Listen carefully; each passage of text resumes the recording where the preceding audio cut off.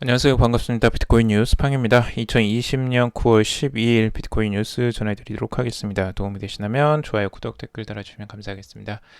우선 첫 번째 소식 전해드리도록 하겠습니다. 메사리 창업자가 이 디파이 버블 생각보다 빨리 꺼질 수 있다라고 하는데요. 지금 디파이에 관련된 내용들이 계속 나오고 있는데 여기에 대한 지금 그 부정적인 이슈들이 꽤 나오고 있습니다.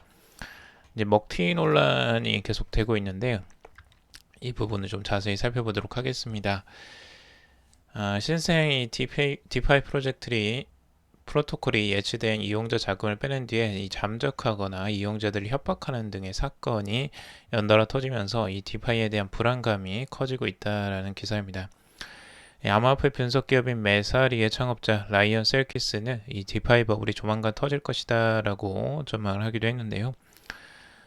관련된 내용들 조금 더 자세히 살펴보면요. 지금 이 디파이 프로젝트들이 최근에 이 수개월간 등장을 하면서 이자농사와 이 스테이킹 그리고 담보대출 등 암호화폐 금융 서비스들을 이제 제공해 왔고, 이 중 일부는 이용자들이 예치된 자금을 탈취해서 이 피해자들이 속출하고 있다고 합니다. 한 프로젝트 예를 들자면 지금 그 중국 블록체인 보안 업체인 슬로우미스트 같은 경우 이오스 기반 디파이 프로토콜인 EMD가 이용자 자금을 들고 사라진 것 같다라는 의혹이 제기가 되었습니다. 프로젝트 계정에서 다른 계정으로 78만 USDT와 이 49만 EOS 그리고 5만 6천 DFS 등이 이체된 정황이 포착된 것인데, 이 또 다른 보안업체 팩실드는 이러한 자금 중 일부 USDT가 이 탈중앙거래소 디파이 복스를 통해서 현금화하고 있다라고 경고를 하기도 했습니다. 이에 EMD는 이 트랜잭션의 12만 EOS를 반환할 의향이 있다라고 하면서, 하지만 커뮤니티는 현재 진행 중인 모든 조사 활동을 멈춰야 한다. 그렇지 않으면 프라이빗 키를 소각할 것이다 라고 협박조의 기록을 남겼다고 합니다. 이 상당히 어이가 없죠. 좀 말이 안 되는 상황인 것 같은데 이런 상황이 지금 벌어지고 있다고 하고요. 그리고 유동성 채굴 프로토콜 YF, 이 DEXF 파이낸스도 이 이용자들이 예치한 자금 2천만 달러를 빼내서 이 도주한 것으로 드러나 논란이 일고 있다고 합니다.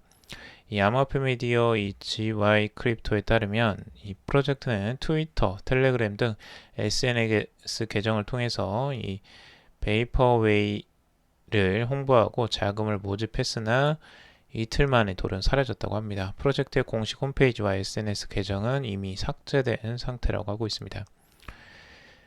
그리고 이제 스시스왑도 비슷한 지금 내용의 이슈들이 나오고 있는데요.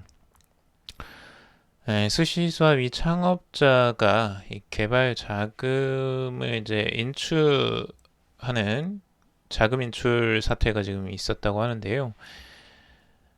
이 스시스왑 창업자 셰프 노미는 이 1,300만 달러 상당의 개발 자금을 임으로 인출했다가 이 커뮤니티의 거센 비난을 받고서 이 FTX 이 창업자 샘 뱅크먼 프라이드에게 프로토콜 제어권을 넘겼다고 합니다. 그 스시스왑은 이 마이그레이션을 마친 뒤 12억 9천만 달러 자금을 예치하는 등 빠른 속도로 회복하고 있지만 업계는 당분간 지켜봐야 된다라는 입장을 가지고 있습니다. 지금 이런 이제 사태들이 계속 이제 발생을 하고 있는데요. 이렇게 이제 자금을 이렇게 인출했다가 이제 반환을 하면서 다시 한번 지금 이제 뭐 이 스시스왑 같은 경우는 뭐 회복을 보이고 있다고는 하지만 실제 CEO가 이런 형태들을 보여주고 있다. 그러니까 자금을 따로 인출을 해가는 이런 형태들을 지금 보였다는 것 자체가 이제 신뢰도를 떨어뜨리는 일이죠.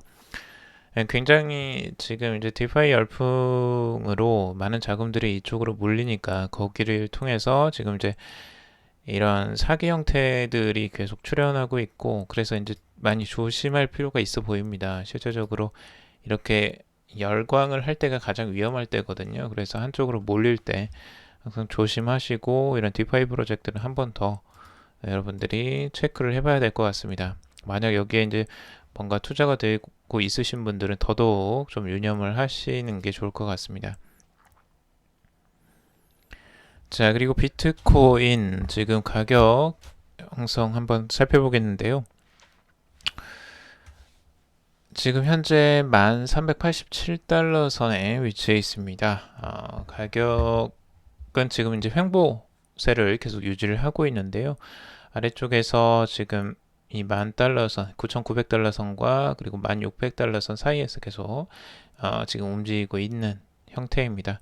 가격은 한동안은 지금 뭐 횡보세를 유지할 것으로 지금 보여지는데 거의 변동성이 그렇게 크지를 않습니다.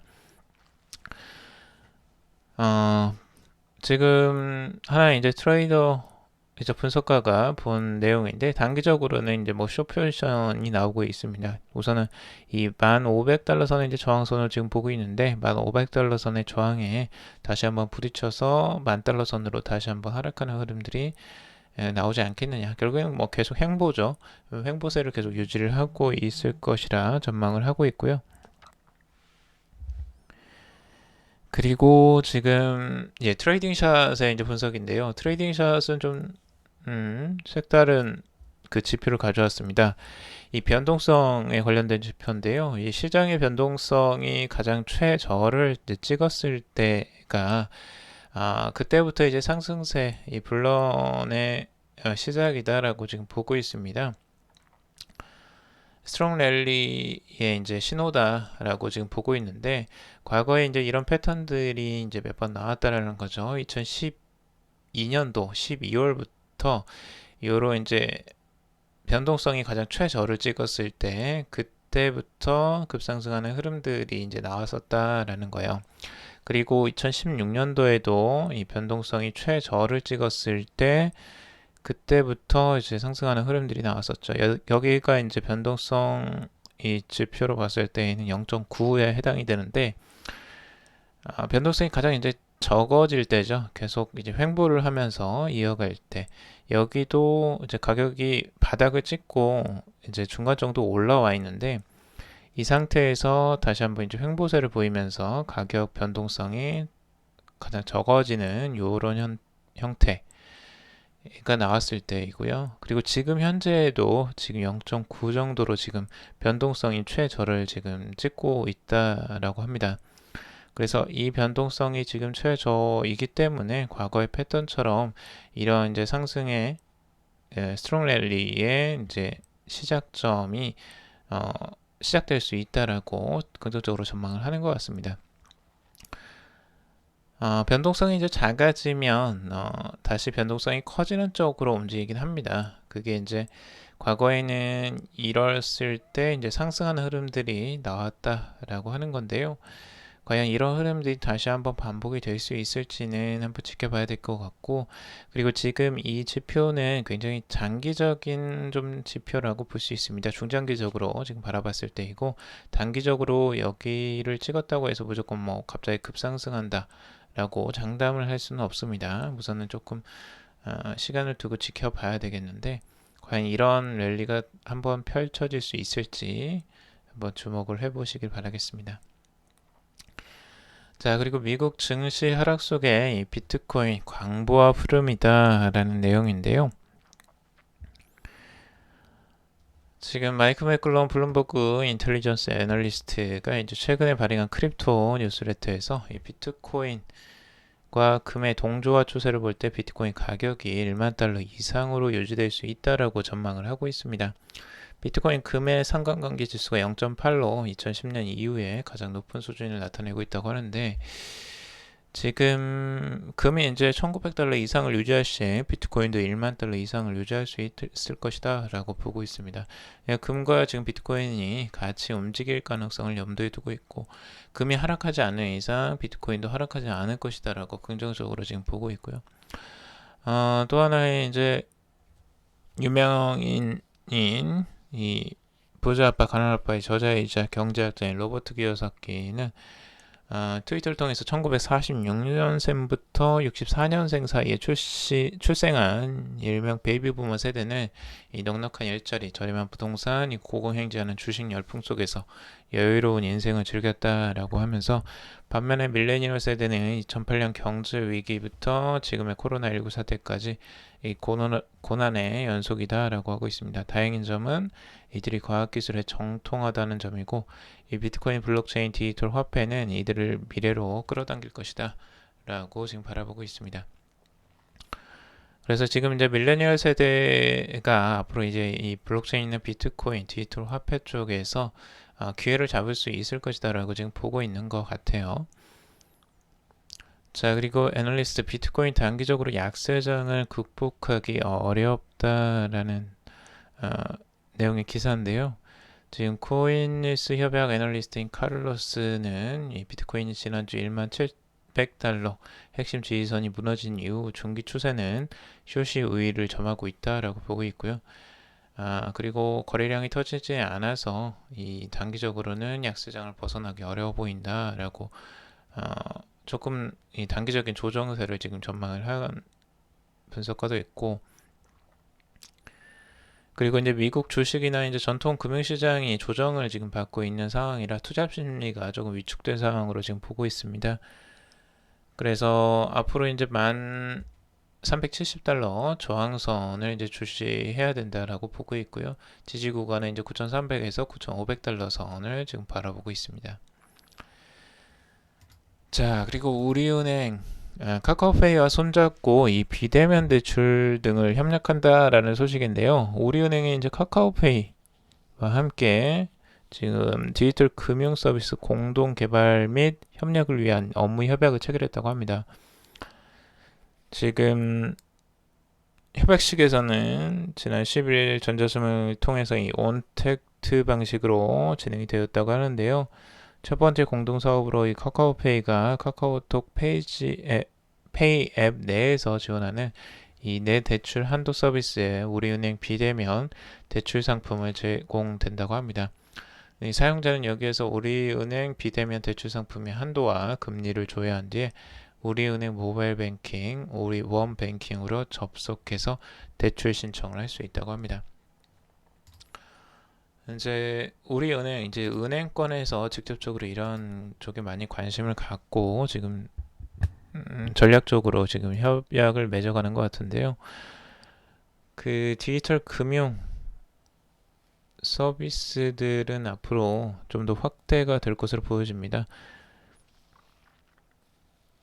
이런 이제 플랫폼과 은행사 간의 이제 협업들, 이런 것들은 이제 자주 나올 것으로 보여지고, 이제 비대면 서비스, 그러니까 진짜 우리가 은행에 가서 직접적으로 뭔가 이제 서비스를 받는 게 아니고, 이제 모든 것들이 이제 스마트폰 안에서 다 이루어지잖아요. 이제 그런 부분들을 지금 준비를 하는 것 같습니다. 은행들도. 자, 그리고 ECB 디지털 유로 도입 여부 조만간 결정할 예정이다라는 그 기사인데요. 지금 유럽 중앙은행이 이 디지털 유로 도입에 대해서 꽤 관심을 많이 가지고 있고, 이 크리스틴 라가르드 ECB 총재가 10일날 독일 중앙은행 온라인 컨퍼런스에서 디지털 유로 프로젝트에 대한 ECB의 입장을 수주일 뒤에 공개할 것이라고 밝혔습니다. 이 유로 시스템은 디지털 유로 도입에 관한 결정을 아직 내리지 않았지만, 다른 여러 나라 중앙은행들과 마찬가지로 중앙은행 디지털 화폐의 장점, 위험, 그리고 디지털 화폐 운영에 따르는 도전들을 연구하고 있다라고 말을 했습니다. 그리고 유로 이 시스템 태스크포스의 연구 결과가 앞으로 몇 주일 후에 일반인에 공개될 것으로 예상을 하고 있고, 이어서 공개적인 의견 수렴 과정을 거칠 것이라고 덧붙이고 있습니다. 실질적으로 지금 테스트나 운영 연구들을 하고 있어요. 이 디지털 중앙은행 디지털 화폐를 유럽 중앙은행에서요. 그래서 이 부분이 이제 결과가 나오면 앞으로 이제 테스트를 또 해볼 수도 있고, 괜히 연구만 하지는 않겠죠. 당연히 이걸 발행하는 것까지 염두를 해두고 지금 이제 시작을 했을 가능성이 높고, 만약에 이 유럽 중앙은행에서 이제 디지털 화폐를 실제적으로 이제 테스트를 하고 이제 발행을 만약 발표를 하게 된다면 굉장히 많은 나라들에서 이 중앙은행 디지털 화폐를 직접적으로 이제 발행을 하거나 발행 준비를 굉장히 서두를 가능성이 높아 보입니다. 지금은 이제 현재로서는 가장 좀 빠른 시기에 있는 게 이제 중국이 가장 빠르고요. 이 디지털 중앙은행 화폐, 디지털 화폐가. 그리고 이제 유럽 중앙은행도 꽤 지금 많이 서두르고 있는 것으로 볼 수가 있습니다. 물론 일본도 지금 그 일을 하고 있고요. 뭐 캐나다나 다른 나라들도 적극적으로 지금 이 디지털 화폐 연구를 굉장히 빠르게 추진하고 있는 부분입니다.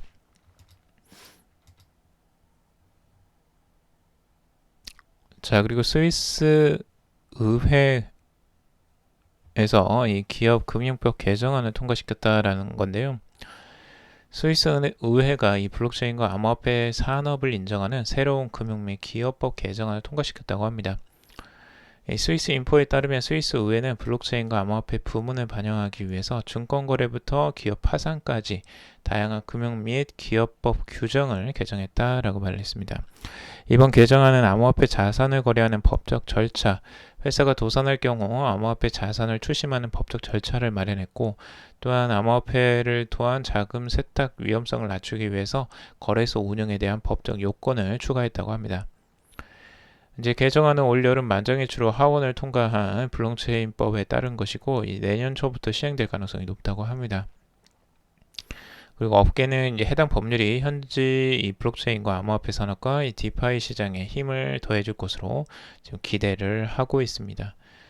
확실히 스위스가 이제 빠르게 이런 법을 제정하면서 지금 나오고 있고, 법적 테두리 안에서 이제 거래를 합법적으로 할 수 있게 지금 만드는 것 같습니다. 기업들도 이 암호화폐 자체를 어떻게 처리할 것이냐에 대한 이제 규제안이 있어야지 이 암호화폐를 실제로 이제 자산으로 인정을 하고 그걸 활용을 할 수가 있잖아요.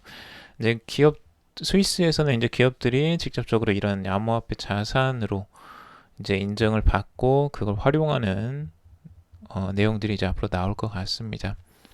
그러면 더더욱 이제 암호화폐 수요들도 늘어날 가능성이 높겠죠.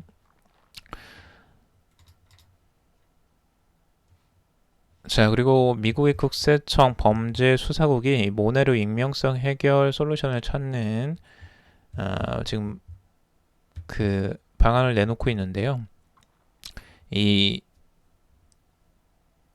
모네로와 이 같은 프라이버시 코인의 익명성을 해제하고 비트코인, 라이트코인 네트워크 거래를 추적하는 기업에 최대 62만 5천 달러 상당을 지급하겠다라고 밝혔습니다.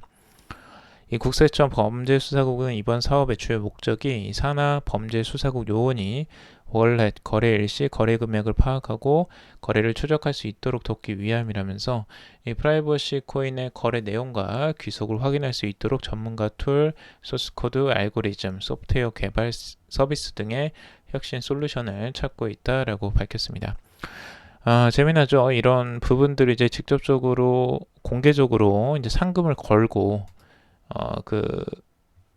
이 프로젝트를 지금 추진하고 있는 건데, 이 세금을 추징하기 위해서 이게 아무래도 필요하겠죠. 앞으로 암호화폐를 이제 추적을 해야 되는데, 이 프라이버시 코인 같은 경우는 이게 이제 힘들기 때문에 이걸 풀 수 있는 방법을 지금 찾고 있는 거고요. 뭐 워낙 이 부분, 이 개발자들 사이에서는 이런 부분에 대해서 굉장히 또 흥미로워하는 사람들, 어떤 문제를 해결하는 데 굉장히 집중하는 사람들이 많기 때문에 이런 또 해결책을 찾아서 나올 가능성도 있어 보이긴 합니다. 앞으로 그러면 이제 익명성 코인, 프라이버시 코인이 안 되는 그런 장점이 없어질 수도 있죠. 물론 이제 범죄에만 이런 것들이 이제 사용할 수도 있지만, 프라이버시 코인 자체가 그 추적을 받지 않는 부분에서 장점을 발휘했는데, 이제 그 장점이 사라질 수도 있겠죠. 만약 그게 안 되면 또 모네로 자체를 이제 사용하기는 또 쉽지 않아 보입니다. 이제 거래소 자체에서 이 부분을 거래를 하기가 힘들어지기 때문에 아무래도 이제 그 그렇게 되면 아무래도 이제 다크넷이나 이런 데에서밖에 이제 활용을 못 하겠죠.